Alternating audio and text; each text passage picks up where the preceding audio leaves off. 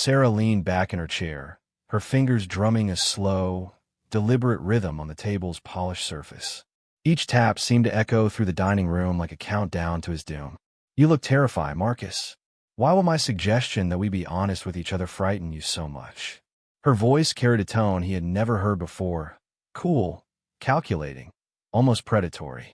It was as if the woman he had married had suddenly revealed herself to be someone entirely different, someone who had been watching and waiting for this moment with infinite patience. The weight of his deception crashed down on him like a physical force.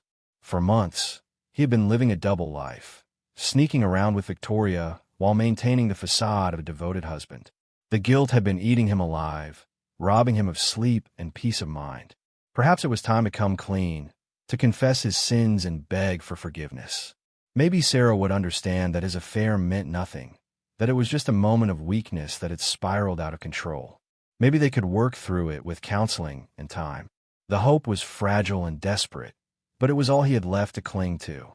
"Sarah," he began, his voice breaking with emotion. The words stuck in his throat like shards of glass, each one cutting deeper than the last. "I haven't been the husband you deserve. I've made mistakes, terrible mistakes that I don't know how to fix." Tears began to well in his eyes as the full weight of his betrayal hit him. He thought of all the lies he had told, all the evenings he had spent in Victoria's arms while Sarah waited patiently at home, trusting and loving and completely unaware of his betrayal. But instead of the shock, anger, or heartbreak he expected to see on Sarah's face, she simply nodded as if his confession was exactly what she had been waiting for.